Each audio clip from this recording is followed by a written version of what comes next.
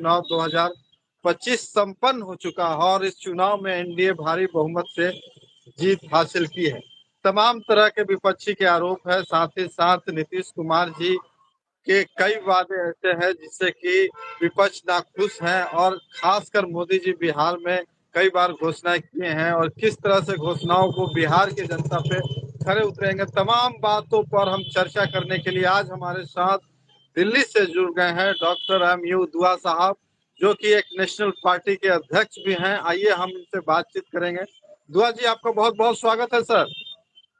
नमस्कार, मैं डॉक्टर दुआ अहरा ग्लोबल प्रेसिडेंट। और बिहार का जो आप चुनाव की बात कर रहे हैं, ये चुनाव बहुत ही दिलचस्प हुआ, बहुत ही गुत्थम गुत्थी हुआ और इसमें सबसे ज्यादा अगर जीत की अगर सेहरा कहें या जीत कहें तो नीतीश कुमार जी का ही रहा। हालांकि बीजेपी का एनडीए के घटक के रूप में रहा, लेकिन बीजेपी नीतीश को बहुत नीचे दिखाना चाहते थे, नीचे ले जाना चाहते थे, जो मंसूबे में कामयाब नहीं हुए। इसलिए ये कह सकते हैं कि बिहार में बीजेपी की हार हुई है। सबसे ज्यादा वोट आरजेडी तेजस्वी को मिला, लेकिन 2-3% के अंतराल में। और जो जिस तरह से वोट की चोरी, ईवीएम में चोरी डकैती और एसआईआर में 68.8 लाख वोटों की कटौती और कुछ चंद लोगों को रोकना, विपक्ष की बहुत सारी आवाजें कि लोगों ने जिस तरह से बैलेट में ठप ठपा ठप होता था, अब जो है ईवीएम मशीन में दब हुआ, बाहर के एलिमेंट्स को बिहार के अंदर बुलाया गया। तो इस तरह से जनता के द्वारा, जनता के लिए और जनता के का जो है सपोर्ट से ये सरकार नहीं बनी, बल्कि कुछ गुंडे, बदमाश, एसआईआर और मिली जुली जो है व्यवस्था, जो कहा हमारे आदरणीय माननीय सम्माननीय मोदी जी जब एनडीए जीती तो उन्होंने जश्न में उस दिन कहा, आपने सुना होगा, जनता ने भी सुना कि अब की बार बंगाल की बारी है, वहां व्यवस्था अभी से कर दिया गया है। तो अभी से जब बंगाल की व्यवस्था कर दी गई है तो इसका मतलब यह है कि बिहार में भी व्यवस्था थी, लेकिन जनता का जो मत था अब उसको मानना। अब जो है कहते हैं कि अब पछतात होत क्या, चिड़िया चुग गई खेत। जब सांप निकल गया और आप उसने दंश मार दिया और आप लाठी पीट रहे हैं, जो बिहार के अंदर अब आंदोलन और आंदोलन की बात जो कर रहे हैं उससे अब कुछ होने वाला नहीं है। एक दिन आपको, जनता को जनार्दन बनाया गया, तरह तरह के लोभ और प्रलोभ दिया गया और उस तरह से जनता फंसी। कहीं 10,000 का भी एक तरह से प्रभाव था, तो कहीं और बहुत सारे युवाओं को भी लग रहा था कि चूंकि सेंट्रल सरकार बीजेपी की है वही कुछ दे सकता है।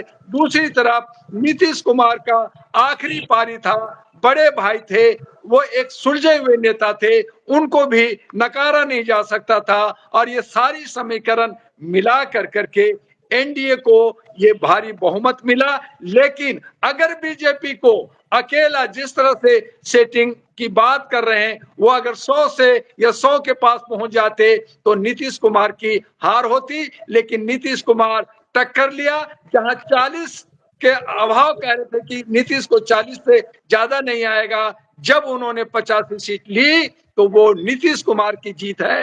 और अब की बार नीतीश बार जो बिहार की जो आवाज उठी वो देखने को मिला। अब देखना है कि आखिरी पारी में जिनको पलटू राम कहा गया है वो कहीं और कोई गेम ना खेल दे और बिहार का विकास कैसे होगा, नौजवानों को रोजगार कैसे मिलेगा, शिक्षा स्वास्थ्य कैसे मिलेगा, वहां पलायन है बिहारियों को क्या मिलेगा। बहुत सारी समस्याएं हैं जो सभी पार्टियों ने कहा कि मैं इसको पेरिस, सिंगापुर और संघाई बना दूंगा, कोई कुछ और कहा। जिन लोगों ने कुछ रोजगार की, पलायन की बात की थी वो जो है जीरो हो गए। लेकिन जो लोग पहले से थे, 10वीं बार मुख्यमंत्री नीतीश जी बने हैं, तो मुझे आस और उम्मीद है कि वो अपने आखिरी पारी में बिहार को एक तोहफा देंगे, विकास के लिए देंगे, युवाओं के लिए कुछ काम करेंगे। और अगर इसमें अड़ंगा कहीं कोई सी का मिलता है तो फिर वो कहीं पलटू राम भी ना हो जाए, ये भी आशंका जताई जा रही है।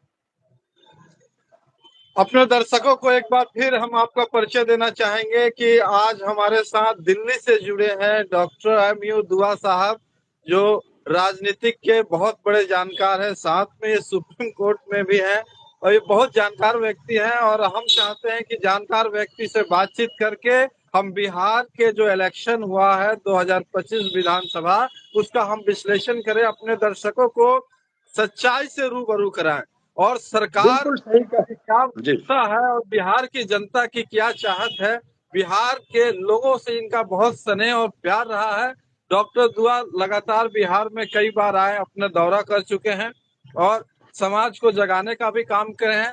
और जिस तरह से समाज में जागृति हो, वो चाहते हैं कि बिहार के लोगों का विकास हो, बिहार में पलायन रुके। हम इसी सब बातों पे चर्चा करने के लिए डॉक्टर एमयू दुआ साहब को दिल्ली से आमंत्रित किए हैं, तो इनको धन्यवाद भी करते हैं। और नेक्स्ट सवाल भी इनसे रहेगा कि सर, क्या पलायन बहुत बड़ी समस्या है बिहार में, पलायन का। यहाँ से लोग काफी संख्या में दिल्ली, मुंबई, पंजाब जैसे शहरों में मजदूरी करने के लिए जाते हैं, कुछ लोग नौकरी करने के लिए भी जाते हैं जो पढ़े लिखे हैं। बिहार के लोग विदेशों में भी जाते हैं, कई जगह फैले हुए हैं विश्व के कई जगह में। लेकिन ज्यादातर लोग जो यहाँ से मजदूरी करने के लिए दिल्ली, पंजाब या और भी बड़े बड़े मल्टी शहरों में जाते हैं। ये बहुत बड़ा मुद्दा था इस बार कि कैसे रुके बिहार में, बिहार में फैक्ट्रियां कैसे लगे जिसके कारण के बिहार के नौजवान बिहार में ही काम करें। नई सरकार से इस ओर क्या उम्मीद रखते हैं आप सर, क्या आशा करते हैं सर? जर्नलिस्ट महोदय बिल्कुल सही कहा। हालांकि विपक्ष और बहुत सारे लोग अभी सुप्रीम कोर्ट भी पहुंचे हैं कि ये पूर्ण फिर से इसका जो है काउंटिंग हो, फिर से यहाँ इलेक्शन हो। तो मैंने इसीलिए कहा कि चूंकि सांप निकल गया, अब लाठी पीटने से नहीं होगा। चूंकि न्यायपालिका और हमारे जितने भी सिस्टम है वो केंद्र सरकार यानी मोदी जी के हाथ में है, और ये लोग शोर मचाएंगे कुछ नहीं होगा। रही बात पलायन की, जो बात कर रहे हैं युवाओं की, वो जब तक हमारी जो एक बदलाव की आवाज थी, वहां काम करने की जरूरत थी, जिस पे मैंने भी बहुत सारे प्रोजेक्ट नीतीश जी को भी दिया था और कहा था कि अगर फल्गु नदी को टेम्स नदी की तरह बोध गया, राजगीर, नालंदा और लुबनी को एक कॉरिडोर से जोड़ दिया जाए, जिसमें राज्य का पैसा खर्च नहीं होगा, जापान का होगा, चाइना का होगा और बहुत सारे जो कंट्री हमारे बुद्धिस्ट कंट्री हैं वो पैसा खर्च करेंगे, जिस पे इन्होंने हामी भी भरी थी। कुछ पैसा भी मिला था जो नालंदा को विश्वविद्यालय को इन्होंने पुनरुत्थान और उसका उद्घाटन मोदी जी के हाथों से करवाया, लेकिन वो सभी जनता के लिए, बिहार के लोगों के लिए नहीं हुआ। अगर वो फल्गु नदी को डेवलप कर दिया जाए, बिहार के जो कोसी नदियां हैं जहां पे बाढ़ आती है, लाखों लोग मरते हैं और बहुत पशु और हमारे पक्षी सभी को नुकसान होता है, वो अगर नदियां जोड़ दी जाए तो वो एक बहुत बड़ा पर्यटक जगह और ऐतिहासिक जगह बन सकता है और कृषि भी डेवलप कर सकता है। जहां गंगा की बात है, जिस पे आज आप जो देख रहे हैं वो जो डेवलपमेंट, वो जो निरीमन पॉइंट, ये मेरा ही प्रोजेक्ट दिया हुआ था, नीतीश जी ने काम किया था, जिसका उनको स्नेह मिला, जनता ने उनको प्यार किया, आज भी प्यार कर रहे हैं। लेकिन आज उसी निरीमन पॉइंट को पटना से लेकर करके जो गंगा जा करके बंगाल में मिलती है, ये पूरा अगर कॉरिडोर बना दिया जाए तो एक बहुत बड़ा व्यवसायिक जगह और बहुत ज्यादा पर्यटक जगह बन सकता है। और फिर जो बिहार का इतिहास है, बिहार का जो समृद्धि है, बिहार का राजा अशोक का, चाणक्य का, जनसंघ जयसन का, तो बहुत सारी जो कहानियां हैं उसको देखने के लिए, समझने के लिए पूरी दुनिया के लोग आएंगे। और जब वहां पे जितनी भी फैक्ट्रियां, जो चीनी मिल वगैरह जो अंग्रेजों के वक्त में बना था, जिससे भारत जो है उस पर सलाम करता था, वो सब अगर चालू हो जाए तो बिहार का एक एक बच्चा, चाहे वो अमेरिका हो, चाहे ऑस्ट्रेलिया हो, चाहे भारत के अन्य राज्य में हो, वो कहीं और नहीं जाके बिहार में रहेंगे और भारत के 36 राज्य के लोग जो आज बिहार में नहीं आते, वो कहते जंगल राज है, यहाँ गुंडा है, यहाँ लूटपाट होता है, वो सब बिहार को आके देखेंगे। वहां गुंडा राज खत्म हो जाएगा, वहां पे नौजवानों को सबको काम मिलेगा। ये सारा प्रोजेक्ट था। ये मैंने प्रशांत किशोर पांडे जी से भी ये शेयर किया था, उन्होंने भी मेरी कई बातों को उठाया, बीजेपी ने भी उठाया, सभी ने उठाया, लेकिन फिर ये कुछ ना कुछ मुद्दों से भटक गए। कहीं ना कहीं जहां ईवीएम हटाओ, वोट चोर ईवीएम हटाओ की बात होनी चाहिए थी, वहां पे वोट चोर गद्दी छोड़ की बात हुई। कुछ मुसलमानों को 18% को जो है दरकिनार किया गया, दलितों को दरकिनार किया गया, और कई ऐसे मुद्दे थे जिसकी वजह से भटकाव हुआ, वोट का दुर्विकरण हुआ, कुछ चोरी डकैती भी हुआ, और मिला जुला करके जो दशा और दिशा बिहार को देना चाहिए था वो नहीं दे सके। लेकिन मैं उम्मीद करता हूं कि जो नीतीश कुमार की सरकार आई है वो किसी की दबाव में या बीजेपी के दबाव में काम नहीं करेगी, वो विकास के लिए काम करेगी, समृद्धि के लिए काम करेगी। लेकिन हमने चंद 1-2 दिन में ही देखा है कि जहां सम्राट चौधरी को गृह मंत्री दिया गया है और फिर वहां गुंडागर्दी, फिर वहां गोलियां शुरू हो गई है। तो ये ना हो ताकि हमारा बिहार एक समृद्ध और पूरे विश्व में उसका नाम जो गौतम बुद्ध के नाम से है,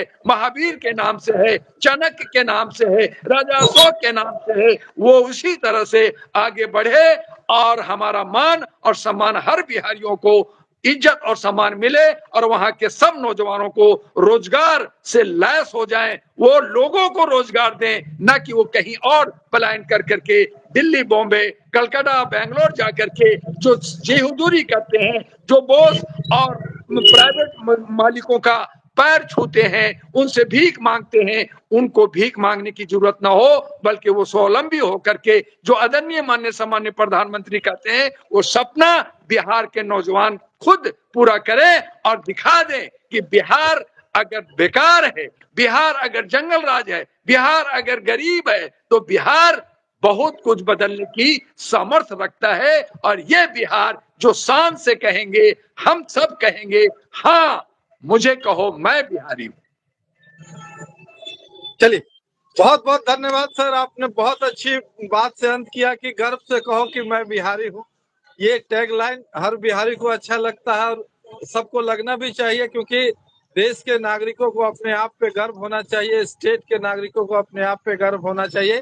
देखने वाली बात है कि नई सरकार जनता के उम्मीदों पर कितनी खड़ी उतरती है, क्या कुछ जनता का जो मांग है उसको कितना तक पूरा किया जा सकता है। हम उम्मीद करते हैं कि इस बार की जो सरकार है देश में वो अपनी सोच को बदलेगी और काम पे ध्यान देगी, चूंकि नीतीश जी का आखिरी पारी है और उनका एक अच्छा, जब इस दुनिया को छोड़ के जाएं तो उनकी अच्छी समाधि, उनकी अच्छी पहचान, एक इनका नाम जिस तरह से कर्पूरी ठाकुर का हम नाम लेते हैं, जयप्रकाश जी का नाम लेते हैं, हम अशोक जी, राजा अशोक का नाम लेते हैं, उसी तरह से नीतीश जी का भी पूरे विश्व में, पूरे भारत में नाम हो। तो मैं यही उम्मीद आशा करूंगा, उन्हें लेटर भी भेजूंगा, उन्हें मैं कई सलाह भी भेजूंगा, रिपोर्ट भी भेजूंगा कि नीतीश जी किसी की दबाव में नहीं आकर के, बल्कि एक क्षेत्रीय नेता और एक दबंग नेता, एक सीनियर नेता हैं और वो बिहार की तरक्की के लिए जरूर अपना योगदान और बलिदान देंगे।